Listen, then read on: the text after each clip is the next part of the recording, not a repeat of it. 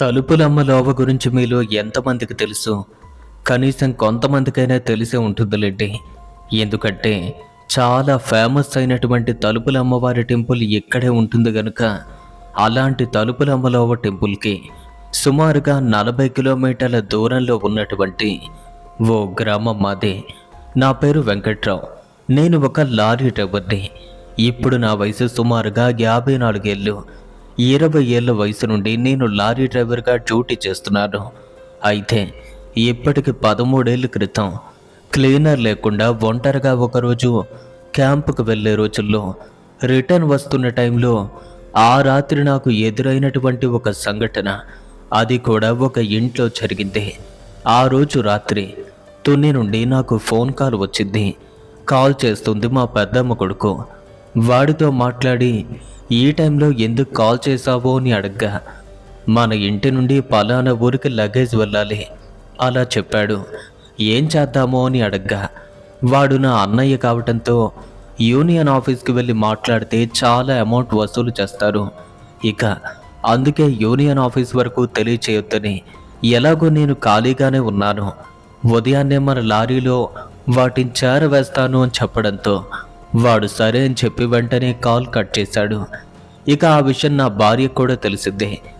మన ఊళ్ళో తలుపులమ్మ జాతరకి ఇంకా 3 రోజులే టైం ఉంది కదా, ఈ టైంలో ఇంట్లో లేకుండా మళ్ళీ క్యాంప్కి వెళ్తే ఇప్పుడు ఎలా అవుతుంది అని అడిగింది.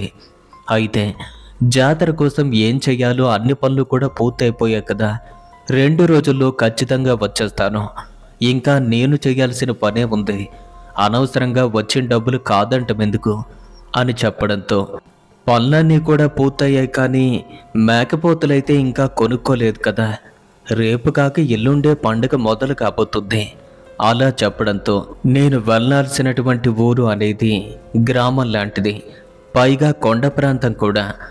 ఆ ఏరియాలో మేకలు కూడా చాలా విరివిగా పెంచుతూ ఉంటారు.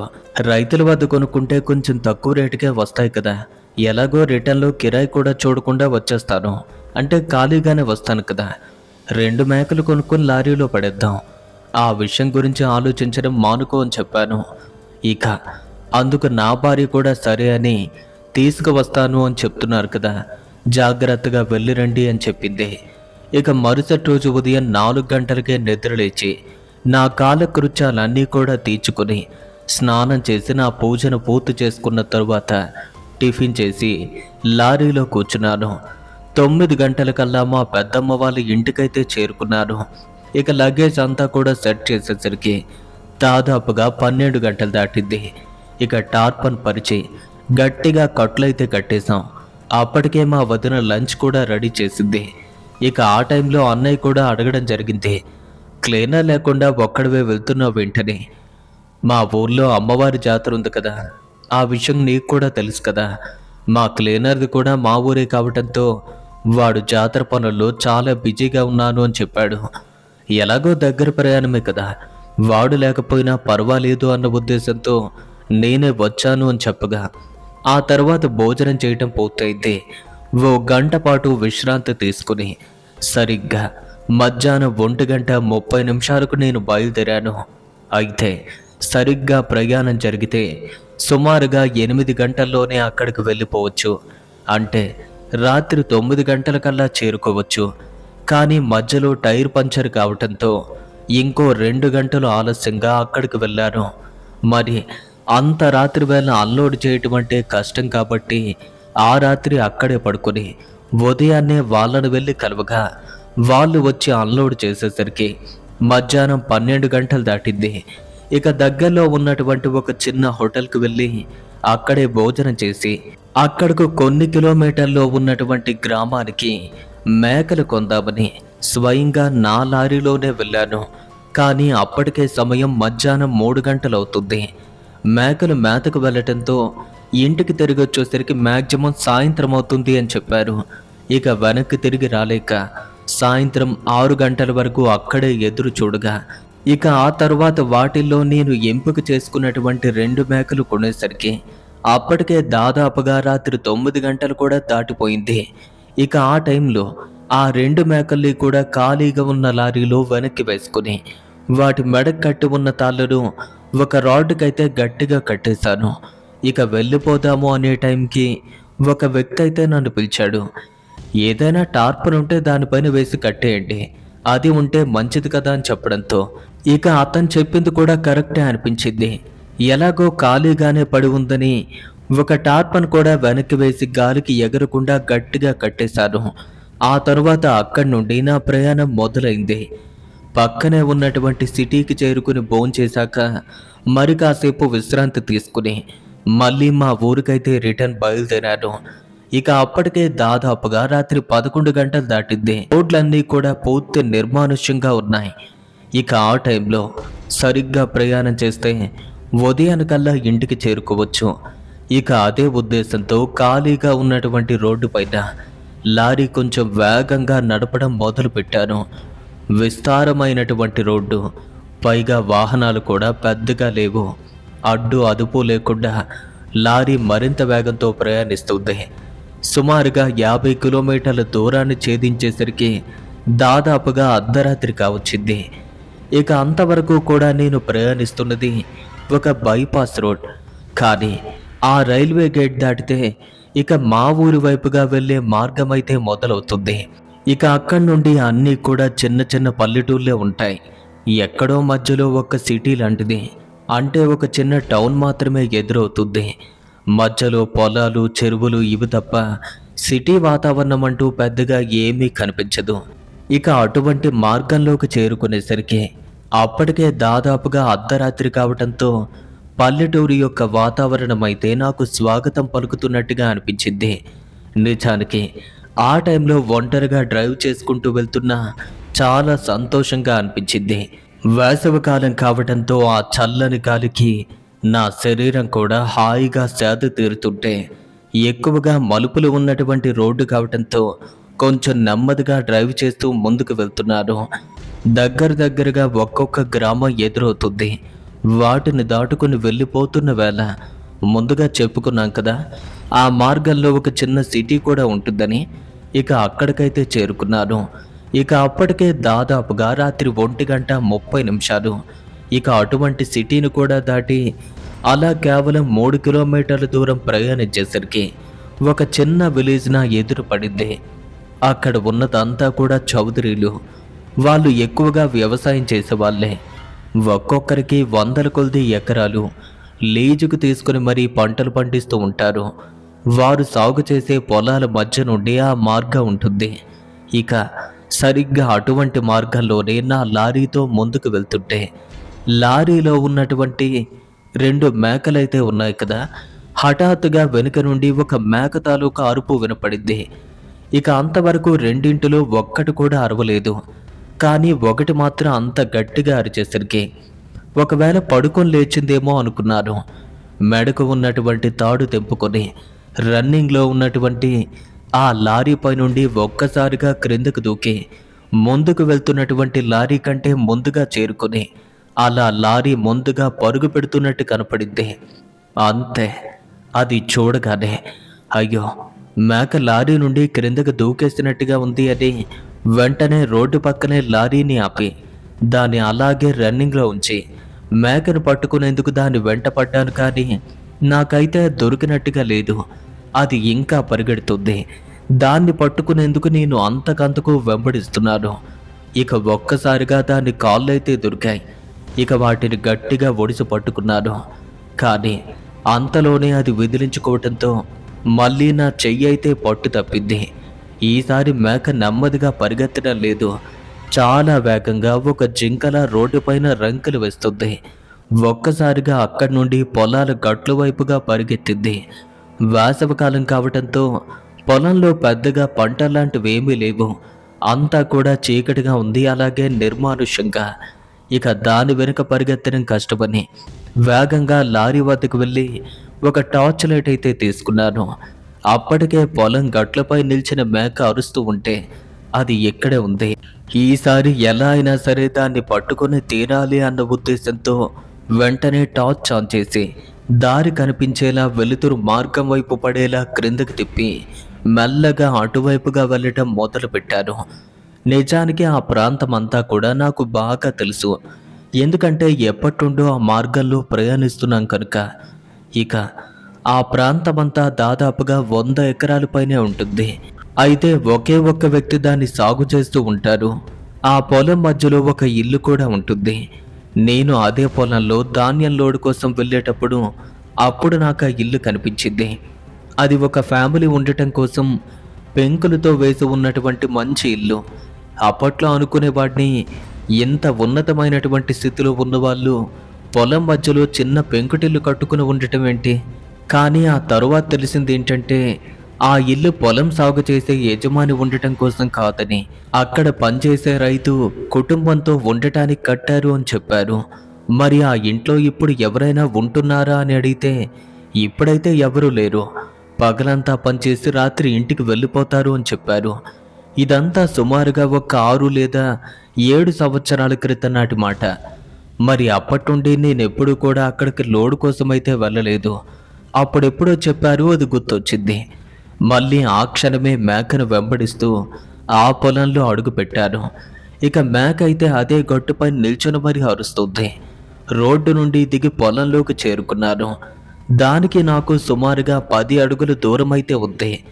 మళ్ళీ ఎక్కడ తప్పించుకుంటుందేమో అని ఈలోగా ఎలా అయినా పట్టుకుని తీరాలి అన్న ఉద్దేశంతో చప్పుడు చేయకుండా దాని కళ్ళపైన టార్చ్ లైట్ పడుతున్నట్టుగా వేసి మెల్లగా ఒక్కొక్క అడుగు ముందుకు వేసి, ఇక చెయ్యితో పట్టుకుంటే దొరికిపోతుంది అన్న సందర్భంలో ఒక్కసారిగా దాన్ని కాళ్ళు పట్టుకునే ప్రయత్నం చేసేసరికి మళ్ళీ అది ముందుకు గెంతింది. అక్కడి నుండి పరుగులు పెట్టింది. ఈసారి పొలం గట్లపైన కాకుండా ఆ పొలాల్లోకి దిగి ఎటు పడితే అటు పరిగెత్తడం మొదలుపెట్టింది. ఇక ఆ క్షణం నాకు చాలా భయం వేసింది. ఇది దొరుకుతుందా లేదంటే తప్పించుకుంటుందా అని. ఇక ఆ కారణంతో మరింత వేగంగా పరిగెడుతూ దాన్ని పట్టుకునేందుకు ప్రయత్నిస్తున్నాను. నేను దగ్గరకు వెళ్ళే వరకు కూడా అక్కడే ఉంటుంది. ఇంకా పట్టుకుంటున్నాను అనేసరికే వెళ్ళిపోతుంది. ఇలా చాలాసార్లు జరుగుతూ ఉండటంతో అప్పటికే దాదాపుగా పొలం మధ్యలోకి చేరుకుంటున్నాం. ఇక అంతవరకు అదే చోట ఇల్లు ఉంటుందని నాకు కూడా తెలియదు. ఎందుకంటే మొత్తం కూడా చీకటి ఉంది కాబట్టి సరిగ్గా కనపట్టలేదు. కానీ కొంచెం దగ్గరకు వెళ్ళగానే ఆ ఇల్లుకు దగ్గరగా మేక ఉన్నట్టు కనపడింది. ఆ క్షణం కుడివైపున ఉన్నటువంటి ఇంటిని చూశాను. అప్పుడు వెనక్కి తిరిగి చూస్తే నా లారీ ఎంత దూరంలో ఉందో కనిపించింది. నేను మేకను తరుముకుంటూ ఇంత దూరం వచ్చేసానా అనిపించింది. సరే, ఏం చేస్తాం, డబ్బులు పెట్టుకున్నాం. నేను వచ్చింది కూడా దీన్ని పట్టుకోవటం కోసమే కదా. ఎలా అయినా దీన్ని పట్టుకోవాలి, విడిచిపెట్టకూడదు అని. ఇక అక్కడి నుండి దాన్ని పట్టుకునే ప్రయత్నం చేస్తూ వెళ్తుంటే అది మరింతగా ముందుకు వెళ్తుంది. అలా వెంబడిస్తూ పోతుంటే అప్పటికే చాలా ఇబ్బందిగా అనిపించింది నాకు. ఇక అటు ఇటు తిప్పి చివరికి ఆ పెంకుటిల్లు దగ్గరకైతే చేరుకుంది మేక. అప్పుడు చూశాను, దాని చుట్టూ కూడా పొదలు, చెట్లు, మధ్య మధ్యలో అక్కడక్కడ పూల మొక్కలు ఉన్నాయి. మేం ఉన్నదైతే ఇంటి వెనుక. పోనీ అప్పటికైనా దొరికితే వెళ్దాము అనుకున్నాను. ఇక దగ్గర పడే కొలిది అడుగులు శబ్దం చేయకుండా పిల్లిలా నడుస్తూ వెళ్తుంటే అంతవరకు ఇంటి వెనుక ఉన్నటువంటి మేక అటువైపు నుండి తిరిగి ఆ ఇంటి యొక్క ఎదురుగా గేట్ వైపుగా వెళ్ళిపోయింది.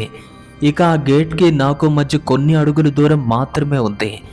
మనుషులెవ్వరూ కూడా లేకపోవడంతో అది కూడా తెరుచుకునే ఉంది. ఇక ఆ కారణంతో అక్కడికి కూడా చేరుకున్నాను. ఇక ఆ గేట్ నుండి ఇంటి లోపలికైతే ప్రవేశించింది.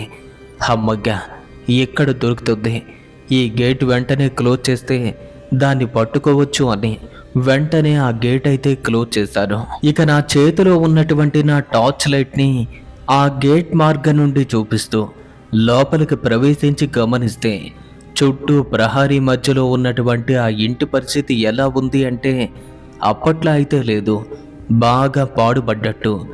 ఇంటి చుట్టూ కూడా పెద్ద పెద్ద పొదలు కమ్ముకున్నట్టుగా ఉన్నాయి.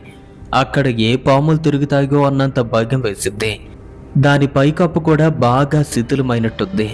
వాటి మధ్యలో ఎక్కడైనా మేక ఉందేమో అని చుట్టూ అల్లుకుని ఉన్నటువంటి పొదల్లో గమనించాను. కానీ ఎక్కడ కూడా కనిపించలేదు. సరిగ్గా అప్పుడే ఆ మేక అరుపు ఇంటి లోపల నుండి వినపడింది. సరే, ఇది లోపలికి వెళ్ళిపోయింది, ఈసారి దీన్ని ఈజీగా పట్టుకోవచ్చు అని అటువైపు ఉన్నటువంటి టార్చ్ లైట్ని ఇంటి గుమ్మం వైపుగా చూపించాను. అంతే, అక్కడ ఉన్న దృశ్యాన్ని చూడగానే నాకు ఆశ్చర్యం కలిగింది. ఎవరో ఒక ఆమె అక్కడే గడపలో గుమ్మానికి అడ్డంగా పడుకుంది. నేను వేసినటువంటి లైటింగ్ ముఖం పైన పడుతుంటే దాన్ని చూడలేక చీర కొంగును ఇలా ముఖం పైన కప్పుకుంటుంది. అప్పుడు నాకు అర్థమైంది, అప్పుడంటే ఇక్కడ మనుషులెవరూ కూడా ఉండేవారు కాదు, ఇప్పుడు ఇక్కడ ఉంటున్నారనమాట. ఇంకా పర్వాలేదు, అడిగి మరీ ఇంట్లోకి వెళ్ళి మేకను తీసుకుందాము అనుకున్నాను. వెంటనే ఇలా అన్నారు, అమ్మా నేను ఒక లారీ డ్రైవర్ని, వస్తుంటే లారీలో ఉన్న నా మేక దూకేసింది, పరిగెత్తుకుంటూ వచ్చి ఇంట్లోకి వెళ్ళిపోయింది. ఒక్కసారి మీరు అడ్డం తప్పుకున్నారు అంటే లోపలికి వెళ్ళి నా మేకను తెచ్చుకుంటాను అనగా తాను నిద్ర మైకంలో ఉన్నట్టు కొంచెం బద్ధకంతో మాట్లాడుతూ, ఈ టైంలో ఎక్కడికెందుకు వచ్చారు, అయినా ఇప్పుడు నేను లేచే పరిస్థితుల్లో లేను, ఓ పంచై తలుపులైతే తెరిచే ఉన్నాయి కదా, మీరు వెళ్ళి మీ మేకను తీసుకోండి అనగా, ఈ సమయంలో నేను మీ ఇంట్లోకి అనుమతి లేకుండా వెళ్ళటం మంచిది కాదు కదా, ఒక్కసారి మీరు కొంచెం పక్కకు తప్పుకున్నారు అనుకోండి, నేనే వచ్చి తీసుకుంటాను అనగా ఆమె బద్ధకంగా లేచి గట్టిగా ఆవులిస్తూ ఒళ్ళు విరుచుకుంది. టార్చ్ లైట్ అటువైపుగా పడుతూ ఉంటే ఒళ్ళు విరుచుకునేసరికి తన ముఖంపై కప్పుకున్నటువంటి ఆ చీర కొంగు కూడా కొంచెం పక్కకు జరిగింది. అంతే. అలా చూసేసరికి తన ముఖం అసలు మామూలుగానే లేదు, పూర్తిగా కాలిపోయినటువంటి దేహం. దాన్ని చూడగానే నాకు చాలా భయం వేసింది. ఏంటమ్మా ఏమైంది, మీ ముఖమంతా కూడా కాలిపోయినట్టుగా ఉంది అనగా, అవునండి, మొన్ననే ఎవరో ఇంటికి నిప్పెట్టేశారు, అప్పటికి మేమంతా కూడా ఇంట్లోనే ఉన్నాం. ఆ టైంలో చిన్న చిన్న గాయాలైతే ఎగ్గాయి. ఇక మెల్లగా అక్కడి నుండి పైకి లేచి, ఒక్క క్షణం ఉండండి అని ఇంట్లో ఎవరో ఉన్నట్టు వారిని పిలువగా ఇంట్లో ఒక ఆమె కూడా నిద్ర నుండి మేల్కొని, అత్తయ్య ఈ టైంలో నిద్రలేపుతున్నారేంటండి, ఏం జరిగింది అని అడగ్గా, ఎవరిదో మేకంటమ్మా మన ఇంట్లోకి వచ్చేసిందట, అతను కూడా ఇక్కడే ఉన్నారు, ఇంట్లోకి వచ్చి తీసుకోవాలి అంటున్నారు, మరి రమ్మంటావా అని అడిగింది. వారిదైనా ఈ మేక, రమ్మనండి, వస్తే తీసుకువెళ్ళిపోతారు అంతే. అది కూడా తాను ఎలా మాట్లాడుతుంది అంటే బాధపడుతున్నట్టుగా నీరసంగా ఉన్నట్టుగా మాట్లాడుతుంది. మెల్లగా వంగి గడపలో అడుగుపెట్టాను. తలుపు కూడా తెరిచి ఉంది, ఎందుకంటే వేసవికాలం కాబట్టి వదిలేశారు అనుకున్నాను. ఇక ఇంట్లో అడుగు పెట్టగానే గందరగోళంగా ఉంది. పైగా విపరీతమైన చెత్త పేరుకుపోయినట్టు గబ్బిలాలు గోడపైన ఎంతో ఎక్కువగా వేలాడుతున్నాయి. ఒకవైపు వాటి యొక్క రెట్టల వాసనకు నాకైతే కళ్ళు తిరుగుతున్నట్టయింది. ఏంటిది, ఈ ఇల్లంతా కూడా ఇంత దరిద్రంగా చండాలంగా ఉంచారేంటి, కనీసం క్లీన్ అయినా చేసుకోవాలి కదా. అలా ఆలోచిస్తూ నా మేక అదే గదిలో ఉందేమో అని టార్చ్ లైట్ని నలువైపులా చూపించగా అక్కడైతే కనిపించలేదు. వేరే ఎక్కడైనా ఉందేమో అని ఇంకోవైపు కూడా లైటింగ్ వేసేసరికి పక్కనే ఇంకో గది కనబడింది. అయితే దానివైపు లైటింగ్ వేయగానే లోపల నుండి పావురాల అరుపులైతే వినిపించాయి. అంటే వీళ్ళు పావురాలు కూడా పెంచుతున్నారనమాట. పొలంలో ఇల్లు కదా అనుకున్నాను. ముందుగా మాతో ఒక ఆమె మాట్లాడింది కదా, తానే ఉంది అన్న ఉద్దేశంతో, ఏమండి నా మేకమైనా అక్కడ ఉందా అని అడిగాను. ఈసారి అమ్మాయి మాట్లాడకుండా ఎవరో ఒక వ్యక్తి నాతో మాట్లాడుతున్నాడు. ఇక్కడే ఉందండి, వచ్చి తీసుకుని వెళ్ళిపోండి. ఇంతకీ ఎలా తప్పోయింది? అవును, మీ దేవురు ఎక్కడి నుండి వచ్చారు అని అడుగుతుంటే తనతో పాటు అదే గదిలో ఉన్నటువంటి తన భార్య, అబ్బా వసపెట్టు బుద్ధి ఇంకా నీకు పోలేదు, తనెవరైతే మనకెందుకో, మేకను తీసుకువెళ్ళడానికి వచ్చాడు, తీసుకువెళ్ళిపోమని చెప్పు అనగా, ఏ ఊరు, మీరెవరు, ఎక్కడి నుండి వచ్చారు అని మళ్ళీ అడుగుతూ ఉండేసరికి తాను వెంటనే కసురుకుంది. ఆ వ్యక్తి మాట్లాడడం మానేశాడు.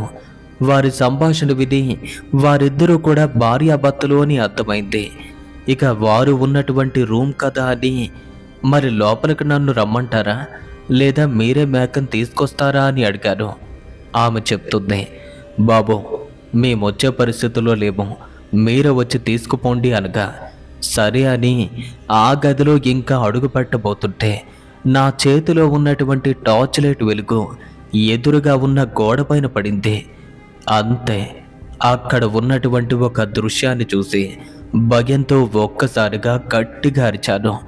కారణం ఏంటంటే అక్కడే ఒక వ్యక్తి గోడకు ఆనుకుని ఉన్నాడు. చూడటానికి మనిషిలా అయితే ఉన్నాడు, కానీ ముఖమంతా కూడా బాగా పూర్తిగా కాలిపోయింది. కళ్ళు కూడా లేవు. ఎర్రగా కండలతో ఉన్న మాంసం కనిపిస్తుంది. బండబారిన ముఖం అది. తనకి బట్టలున్నప్పటికీ కాలిపోయినట్టుగా ఉన్నాయి. తన ముఖం చూస్తుంటేనే ఏదో మాంసాన్ని చూస్తున్నట్టుగా ఒక ఫీలింగ్. పచ్చి మాంసంలా ఉంది. విపరీతమైనటువంటి భయానికి గురై అక్కడి నుండి వెనక్కి తిరిగి వెళ్ళిపోతుంటే, ఎందుకండి అలా భయపడుతున్నారు? వారే మా ఆయన, ఇప్పుడు మాట్లాడింది తనే అని చెప్తుంటే, తనకేమైంది? ముఖమంతా కాలిపోయినట్టుగా కనిపిస్తుంది ఏంటి అని అడిగాను. ఏమీ లేదులేండి, మొన్నే మా ఇంట్లో కొంచెం చిన్న మంటలు చెలరేగాయి. ఆ మంటలకే తన ముఖం కూడా కాలిపోయింది అని చెప్పింది. అయినా అతన్ని చూసి అంతలా భయపడిపోతారేంటండి? నేను ఇక్కడే ఉన్నాను కదా, ఇలా వచ్చి మీ మేకను తీసుకువెళ్ళిపోండి అని ఆ స్త్రీ చెప్పగా, ఇక అప్పటికే భయంతో నా కాళ్ళు చేతులు వణికిపోతున్నాయి. అంతవరకు వెళ్ళి మేకను వదిలిపెట్టడం మనసైతే రాలేదు. అలా వదలాలని అనుకోలేదు. 4 అడుగులు ముందుకు నడిచి నెమ్మదిగా గది లోపలికైతే వెళ్ళాను. ఇక ఆమె ఎక్కడుందో కూడా కనపట్టలేదు. మాటలు మాత్రం బాగానే వినిపిస్తున్నాయి. ఇక నా శరీరం భయంతో వణుకుతూ ఉంటే, ఏవండి మీరిక్కడే ఉన్నారా అని అడిగాను. అవునండి, ఇక్కడే ఉన్నాను, ఇలా చూడండి అని అటువైపు నుండి తాను మాట్లాడుతుంటే, గోడకి ఆనుకుని ఉన్నటువంటి తన భర్త వైపుగా చూస్తున్న నేను ఆ గదికి మరోవైపున తన గొంతు వినపడేసరికి ఇక నా చేతిలో ఉన్నటువంటి టార్చ్ లైట్ని మెల్లగా ఇటువైపుగా తిప్పాను. ఇక అక్కడే గోడకి ఆనుకుని ఓ కట్టెల పొయ్యి అయితే ఉంది, కానీ అక్కడ కూడా తానైతే కనపట్టలేదు. ఏమండి మీరెక్కడున్నారు అని మళ్ళీ అడిగాను. అవునండి, ఇక్కడే ఉన్నాను, ఎందుకలా భయపడుతున్నారు అని మళ్ళీ మాట్లాడగా, మీరు కనపట్టం లేదు కదా, అందుకే భయంగా ఉంది అని అడిగాను. అలా అటువైపుగా లైటింగ్ వేసి చూస్తే అది వంట వండుకునే ప్రాంగణం. ఆ ప్రాంతమంతా కూడా బాగా పాడుపడ్డట్టుగా ఉంది. వండుకునేందుకు అక్కడ పొయ్యి కూడా కనపట్టం లేదు. ఇందాకే కనిపించింది, మరి ఇప్పుడు కనపట్టం లేదేంటి? ఎక్కడున్నారు మీరు? మీరు కూడా కనపట్టం లేదేంటి అని మళ్ళీ అడిగాను. ఇక అంతవరకు నాతో మాట్లాడుతున్నటువంటి తాను ఆ క్షణం మాట్లాడడం మానేసింది. ఏమంటే ఎవరైనా ఉన్నారా అని మళ్ళీ అడిగాను. తన నుండి ఏ సమాధానం లేదు. చుట్టూ టార్చ్ వేసి చూస్తుంటే కదలకుండా గోడకు ఆనుకుని ఉన్నటువంటి తన భర్త మాత్రమే కనిపిస్తున్నాడు తప్ప తాను మాత్రం ఎక్కడా కనపట్టలేదు. ఇక నెమ్మదిగా ముందుకు అడుగులు వేస్తూ, ఇంతవరకు ఎక్కడి నుండే కదా తన గొంతు నాకు వినపడింది అని తన కోసం వెతుకుతూ మరికొంచెం ముందుకు వెళ్ళేసరికి హఠాత్తుగా నా కాళ్ళకు ఏదో అడ్డం పడ్డట్టుగా అయింది. వెంటనే చేతిలో ఉన్నటువంటి టార్చ్ లైట్ని కాళ్ళ వైపుగా చూపగా అక్కడ దృశ్యాన్ని చూసినటువంటి నాకు ప్రాణం పోగినట్టయింది. గట్టిగా అరిచి వెనక్కి తగ్గాను. అది ఒక స్త్రీ ఆకారం. చూడటానికి మనిషి రూపంలానే ఉంది, కానీ శరీరం అంతా బాగా కాలిపోగి నల్లగా ఏ చలనం కూడా లేకుండా క్రింద పడిపోయినట్టుగా ఉంది. ఒక శవమే అనుకోండి, అలా ఉంది. ఇక అప్పటికే 2 భయంకరమైనటువంటి ఆకారాలు చూసినటువంటి నాకు వెన్నులో వణుకంటే ఏంటో అప్పుడే అర్థమైంది. ఇక మెల్లగా తనని దాటుకుని అక్కడి నుండి వెళ్ళేందుకు చూస్తుంటే నా కాళ్ళు నేలకు అతుక్కుపోయినట్టయింది. భయంతో నా శరీరం అంతా కూడా కంపించుకుపోయింది. ఇక ఆ క్షణం ఏం చేస్తున్నానో కూడా అర్థం కాలేదు. ఎందుకలా ఏడుస్తున్నావు, ఏమైంది అని ముందుగా గడపలో పడుకున్నటువంటి ఆ స్త్రీ గొంతు వినపడింది. తన గొంతు వినగానే నా శరీరంలో కదలికలు మొదలయ్యాయి. ఇక మెల్లగా ఒక్కొక్క అడుగు వేసుకుంటూ నా కాళ్ళ క్రింద పడి ఉన్నటువంటి ఆ స్త్రీకి దూరంగా జరిగిపోయాను. ఇక అంతవరకు నాకు ఆ గదిలో కనిపించిన దృశ్యం ఒకటి, భయపడ్డ తరువాత వేరొకటి. ఇక ఆ క్షణం అది మునుపటి గదిలో అస్సలు లేదు. మంటల్లో పూర్తిగా కాలిపోయినట్టుగా ఉంది. అంటే వీళ్ళు మంటల్లో కాలిపోయారన్నమాట. మరి ఇంతవరకు నాతో మాట్లాడింది ఎవరు అని చూస్తుంటే, ఇంకా అక్కడే ఉన్నావంటే ఇక్కడి నుండి బయటకు వెళ్ళు అని గడపలో పడుకున్నటువంటి స్త్రీ నన్ను గట్టిగా అరిచి మరీ హెచ్చరిస్తుంది. కానీ అయోమయంలో అక్కడి నుండి వెళ్ళలేకపోతున్నాను. వెళ్ళమని చెప్తుంటే ఇంకా ఇక్కడే ఉంటున్నావేంటి అని మరికొంచెం గట్టిగా అరిచింది. తన అరుపులు 4 వైపుల నుండి ప్రతిధ్వనించేసరికి భయపడి అక్కడి నుండి వెళ్ళిపోదామని చూస్తుంటే అంతవరకు గోడకు ఆనుకుని ఉన్నటువంటి ఆ వ్యక్తి గోడను వదిలేసి 2 అడుగులు ముందుకు వేసి నా వైపుగా చూస్తున్నాడు. ఇక ఆ వ్యక్తి అలా చూసేసరికి టార్చ్ లైట్ వెలుగులో తన రూపాన్ని చూసి ఆ క్షణమే చస్తానేమో అనుకున్నాను.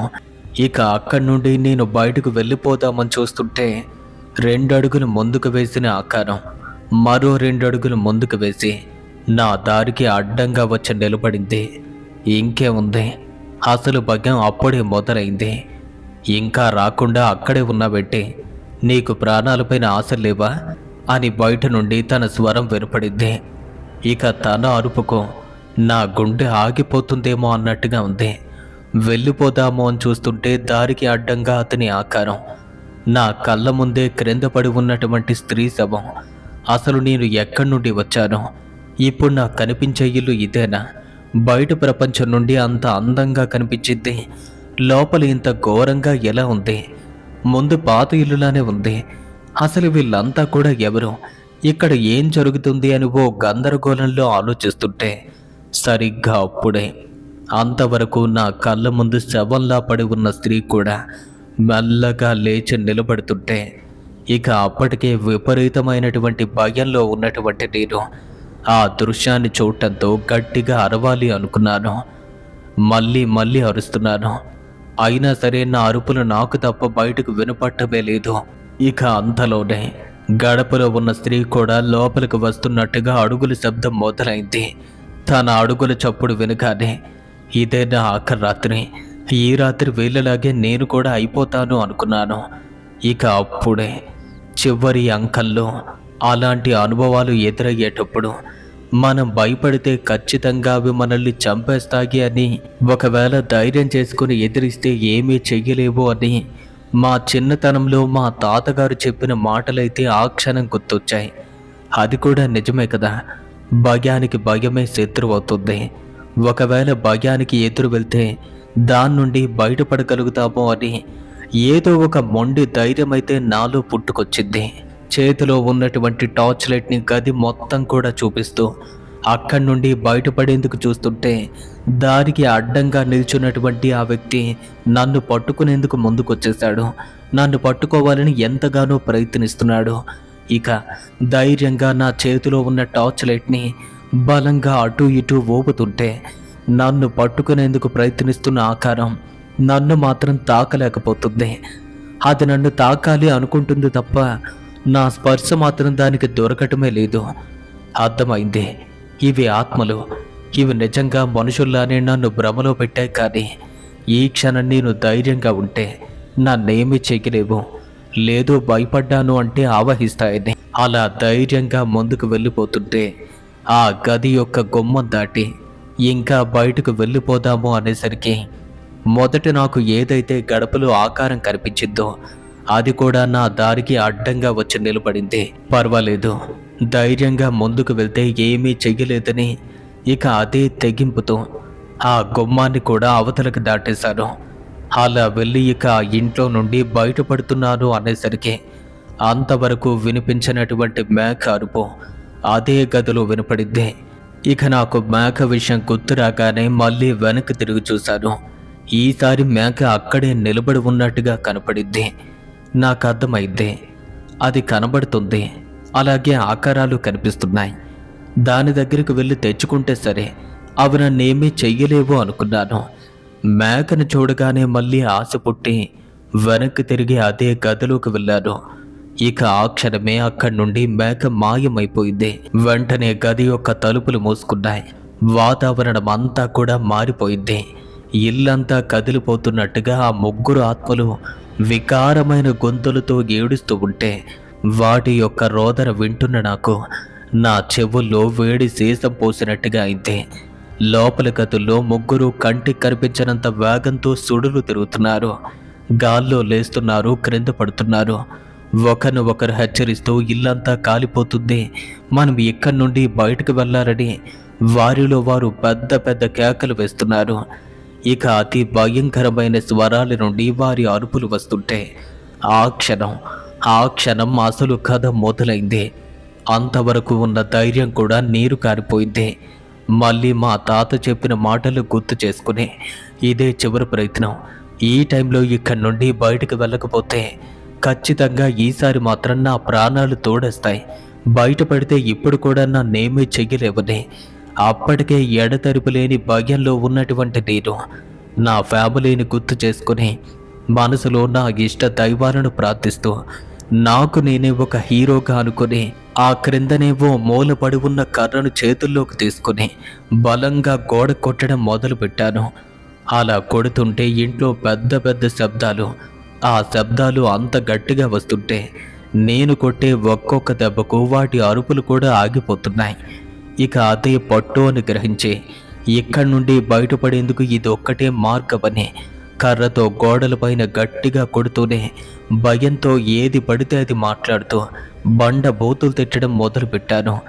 ఇక అలా తిట్టేసరికి అంతవరకు వినిపిస్తున్న ఏడుపులు అరుపులు నెమ్మదిగా తగ్గాయి. వాటి శక్తి నశించినట్టుగా అర్థమైంది. అక్కడ దృశ్యాలు కూడా నెమ్మదిగా మాయమవుతున్నాయి. క్రింద పడినటువంటి లైట్ తీసుకుని ఇంకా నాలో భయం అలాగే ఉండటంతో వెనక్కి తిరిగి చూడకుండానే చేతిలోని కర్రను తిప్పుతూ కొడుతూ అలా నేలపైన అదిలిస్తూనే ఆ ఇంటి నుండి బయటకు వచ్చేశాను. అంతే, అలా ఇంటి నుండి సుమారుగా 20 అడుగుల దూరం వరకు వెనక్కి తిరిగి చూడకుండా వెళ్ళి ఆ తరువాత చూసేసరికి ఇప్పుడు ఎలా ఉంది అంటే అసలు అక్కడ ఏమీ జరగనట్టు, ఏమీ ఎదురు కానట్టు ఆ ఇల్లు ఎంతో ప్రశాంతంగా ఉంది. బయట వాతావరణం కూడా ఆహ్లాదంగా ఉంది. నిజంగానే నేను అక్కడికి వెళ్ళానా, లేదంటే ఇదంతా నా కళ్ళ ముందు ఓ భ్రమ లేదా కళ అనిపించింది. ఇంకా అక్కడే ఉంటే మళ్ళీ ఏం ముంచుకొస్తుందో అన్న భయంతో వేగంగా పరిగెడుతూ ఆ కర్రను కూడా వదలకుండా పొలం గట్లపై నుండి నడుచుకుంటూ లారీ దగ్గరకు వచ్చేశాను.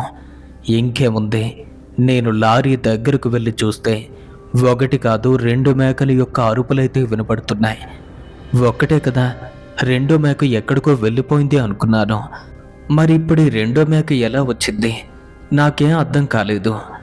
ఇక భయపడుతూనే మళ్ళీ ఒకవేళ ఏదైనా నన్ను బెదిరించే ప్రయత్నం చేస్తుందా అని అలా భయంగా లారీకి అటువైపుగా వెళ్ళి చూశాను. అలా వెళ్ళి చూస్తే నా నుండి ముందుగా తప్పించుకున్న మేక లారీ క్రింద పడి అరుస్తూ కనపడింది. ఇక అప్పుడు నాకు విషయం అర్థమైంది. ఇక్కడి నుండి మేక తప్పించుకోవటం నిజమే, అక్కడ కనపడింది మాత్రం నిజమైన మేక కాదు. ఈ రెండూ కూడా ఒకే మందలో ఉండే మేకలు కదా. మొదట ఇక్కడి నుండి అది బయటకు పరిగెత్తినప్పటికీ నేను ఇంట్లో ఉన్న టైంలో ఇక్కడ ఒంటరిగా లారీలో ఉన్న మేక అరుస్తూ ఉంటే అది మళ్ళీ ఎక్కడికి వచ్చేసి ఉంటుంది.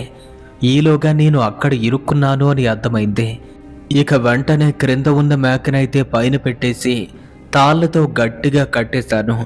వెనక్కి తిరిగి చూడకుండా లారీతో అక్కడి నుండి మా ఊరికి బయలుదేరాను. ఉదయం 7 గంటలకు రావాల్సింది 9:10 అయింది. ఇక అప్పుడు నాకు అసలు విషయం కూడా తెలిసింది. భయపడితే గొర్రె కూడా కరుస్తుందని, ధైర్యంగా ఉంటే సింహం కూడా జడుస్తుందని. ఇక ఆ రాత్రి నాకు ఎదురైనటువంటి ఆ అనుభవం ఇందుకు నాకు తార్కాణమైంది.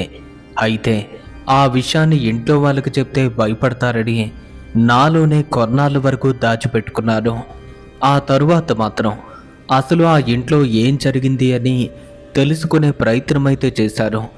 ఇక అదే గ్రామానికి చెందినటువంటి ఒక వ్యక్తి నాతో అక్కడ ఏం జరిగిందో చెప్పాడు. ఆ ఇల్లు గురించి మీకు పూర్తిగా తెలియదు అనుకుంటాను.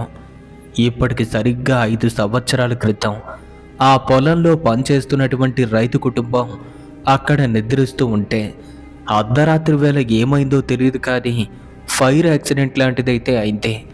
అప్పుడే ఇంట్లో ఉన్నటువంటి గ్యాస్ సిలిండర్ కూడా పేలింది. అంతా కూడా నిద్రావస్థలో ఉండటంతో తప్పించుకోలేకపోయారు.